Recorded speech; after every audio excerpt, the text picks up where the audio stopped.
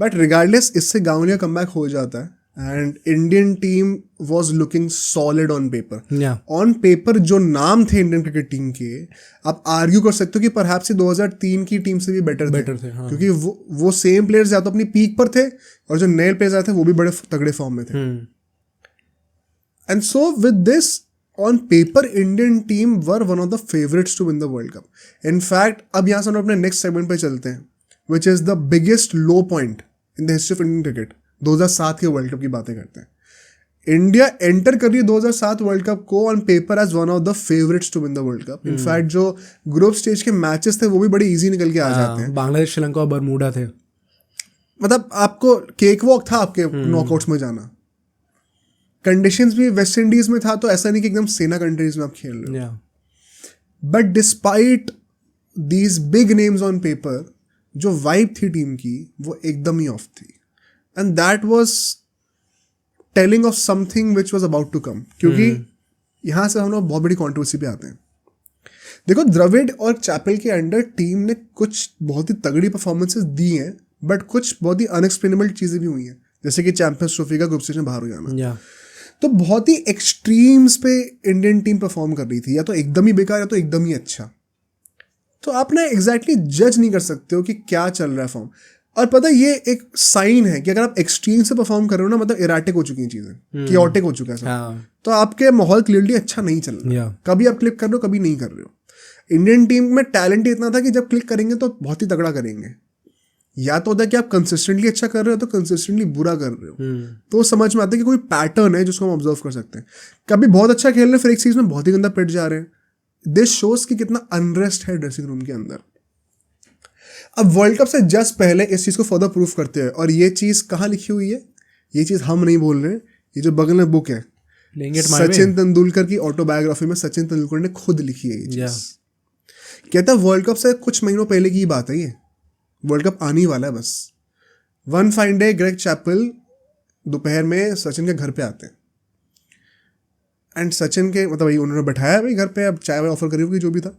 सचिन से वो बोलते हैं वहाँ पे, उनका आने का पर्पस क्या था कि यार ये गांगुली वांगुली तो ठीक है, अभी द्रविड़ को भी फेज आउट करने का टाइम आ गया है. और तू है भाई बढ़िया प्लेयर, ठीक है, तू और मैं मिलकर यहाँ से इंडियन क्रिकेट को कंट्रोल कर सकते. Control is the word being used. Control कर सकते हैं फॉर अ लॉन्ग टाइम. आप रेडी हो जाओ कप्तान बनने के लिए, मैं आपकी हेल्प कर दूंगा द्रविड़ से वो कप्तानी शिफ्ट करके आपके पास लाने में. वर्ल्ड कप अभी आने वाला है, आप कप्तान बनकर टीम को लेके जाओ. मिलके हम लोग बहुत सालों तक इंडियन क्रिकेट को कंट्रोल करेंगे. सचिन तेंदुलकर कहते हैं कि मैं लिटरली शॉक्ड था, मेरी वाइफ भी थी वहाँ पे, हम दोनों शॉक्ड हो गए थे कि पहली बात तो ये कि आप वर्ल्ड कप से जस्ट पहले ये किस बेसिस पे बोल रहे हो.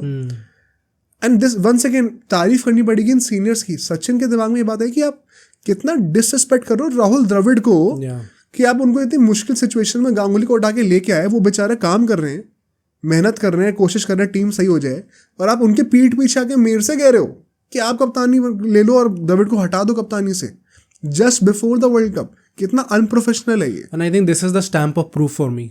अगर उन्होंने ये चीज बुक में लिख दी है, देन आई थिंक ये सच्ची होगी भाई. अगर उन्होंने ये चीज बोल दिया देन तो मतलब किसी को भी विश्वास ना करो, पर उन्हें विश्वास करना ही पड़ेगा आपको.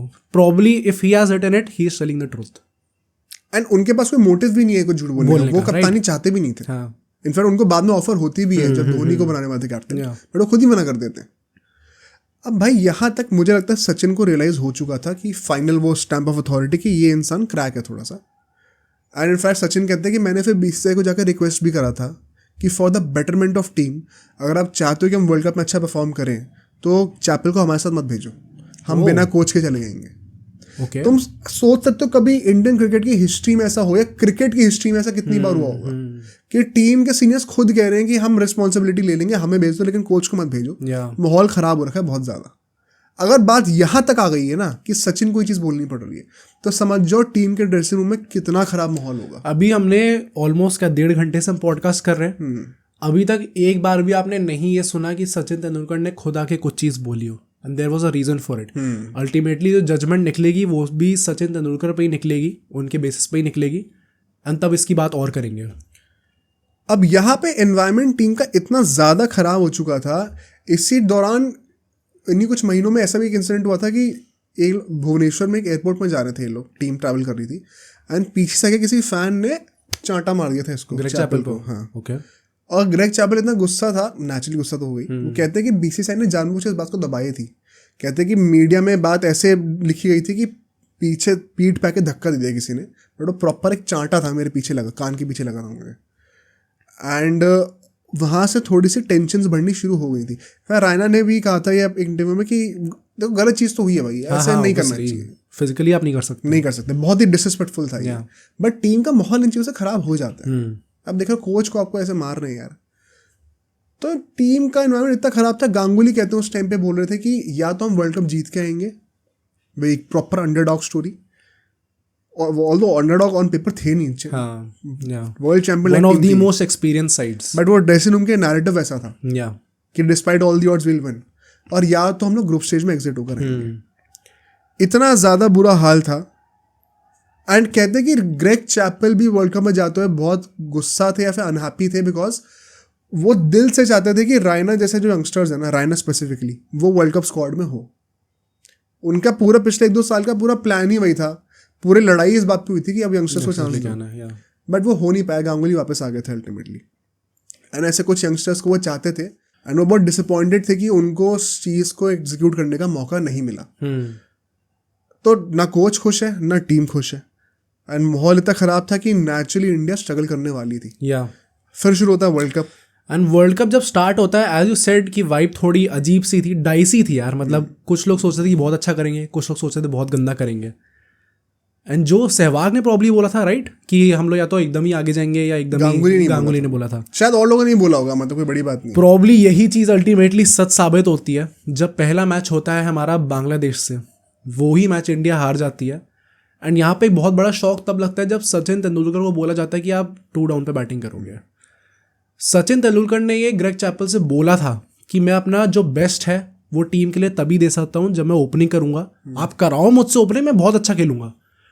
2 डाउन बहुत ज़्यादा नीचे हो जाता है उनके लिए इन दी ओडीआई फॉर्मेट, और अभी तक नहीं कर रहे थे। एकदम वर्ल्ड कप में आके चेंज, एकदम से चेंज करने की ज़रूरत क्या थी भाई? जो चीज़ आपके लिए क्लिक कर रही है, why do you want to change that?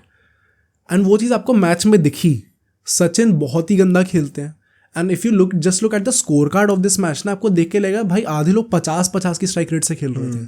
Ganguly ने 60 रन मारे थे, वो भी 50 की स्ट्राइक रेट से खेले थे। बहुत क्रिटिसिज्म आया था स्लो खेलने की वजह से, राइट। बट इवन जो बाकी सारे खिलाड़ी थे, कोई भी अच्छा नहीं खेल पाए थे उनमें से।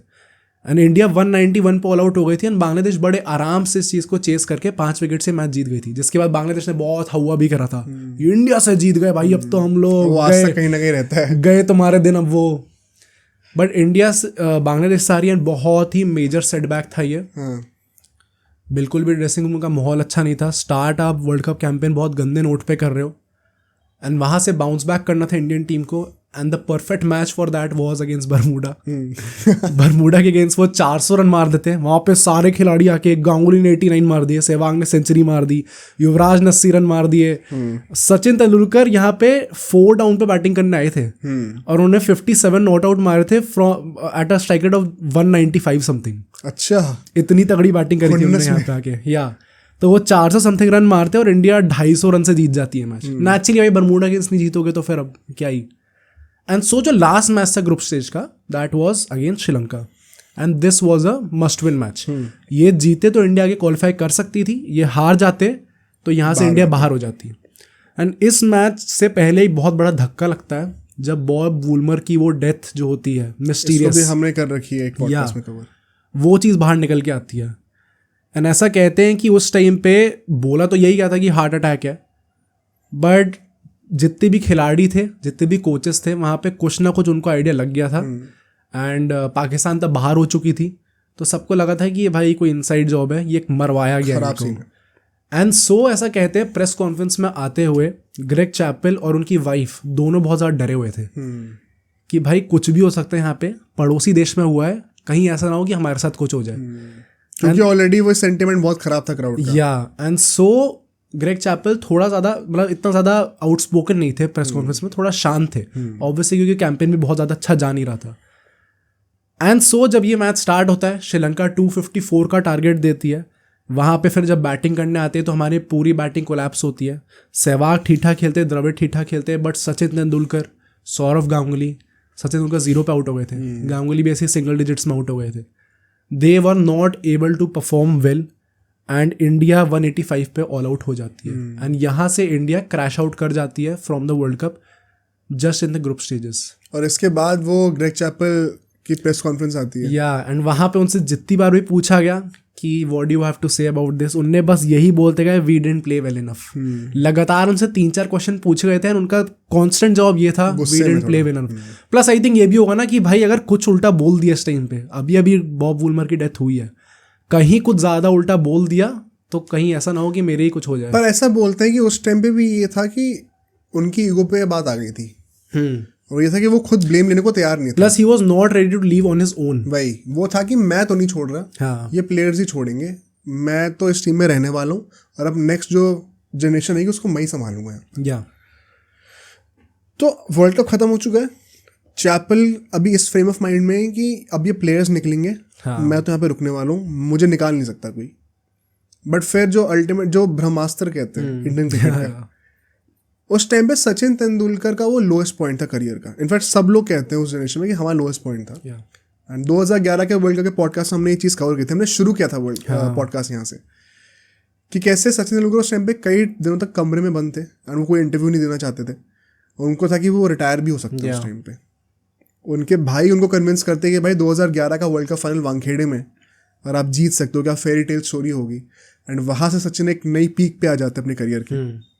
बट उसके बीच में बहुत इंपॉर्टेंट इंसिडेंट हुआ था कि सचिन एक इंटरव्यू देते हैं वर्ल्ड कप हारने के बाद, एंड उसमें वो फाइनली अपना मुंह खोलते हैं एंड कहते हैं कि यार ये चैपल की वजह से टीम में एकदम डिवाइड एंड रूल वाला सीन हो रखा था, पूरा माहौल बिगाड़ दिया, पूरे टैक्टिक्स बिगाड़ दिए, एंड ये वर्ल्ड कप हम लोग ऐसे ही हारे, एम्बियंस बहुत ख़राब हो चुकी है प्लेयर्स की।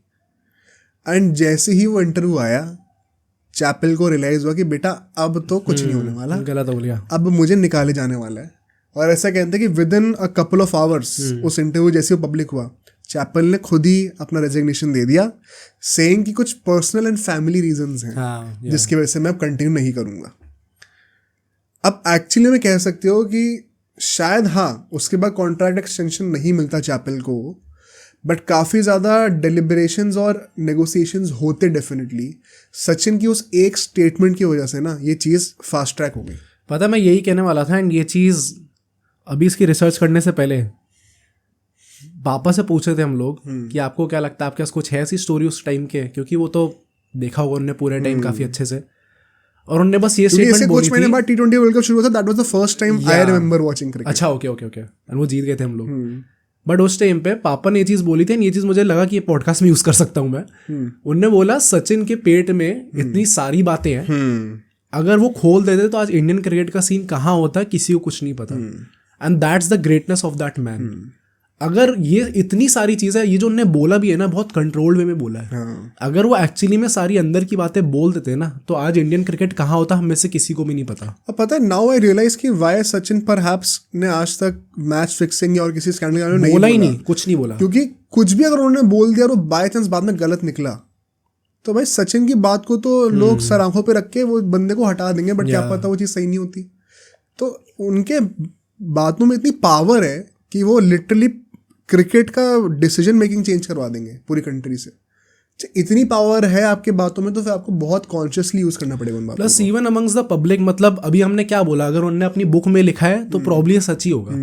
आज की डेट में आई डोंट थिंक कोई और ऐसा क्रिकेटर है जिसको मैं कह दूं नहीं इसने बोला तो भाई मैं तो मतलब लिख के कैसा तो ये चीज सच होगी। कोहली गांगुली वाली उसमें जो पूरी लड़ाई हुई थी प्रेस कॉन्फ्रेंस में, वर्चुअल कॉन्फ्रेंस में कोहली बोलते कि मेरे को बात नहीं हुई थी। नहीं मानते कई लोग अभी भी यार, कई लोग कहते कि नहीं गांगुली सही थे।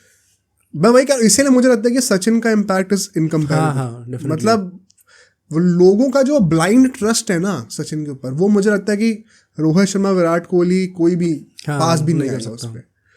एंड सो इसी के चलते हुए ग्रेग चैपल हटते हैं, वहाँ से नए कोच आते हैं। उस टाइम पे इंटरिम कोच में वो रवि शास्त्री को डाल दिया गया था। फिर अगले साल तक तो फिर गैरी कर्स्टन ही आ गए थे। इंडिया T20 वर्ल्ड कप भी जीत जाती है, काफ़ी एक गोल्डन पीरियड शुरू होता है यहाँ से, जब हम लोग 2011 का वर्ल्ड कप भी जीतते हैं और फिर वहां से एक नया डाउनफॉल शुरू होता है, वो हमने ऑलरेडी कवर कर चुके हैं। बट ये आने वाला जो पीरियड था ये काफी फ्रूटफुल होता है इंडियन टीम के लिए। 2 वर्ल्ड कप्स आप जीत जाते हो अगले 4 सालों के अंदर, इससे बेटर क्या हो सकता है। अब सोचो अगर ये क्लिप इतनी बढ़िया थी तो पूरा का पूरा पॉडकास्ट कितना बढ़िया होगा। तो अगर आपको इसी क्लिप का पूरा पॉडकास्ट देखना है तो यहाँ पे क्लिक करिए, और अगर आपको ऐसे ही और क्लिप्स बिंज वॉच करनी है तो यहाँ पे क्लिक करिए।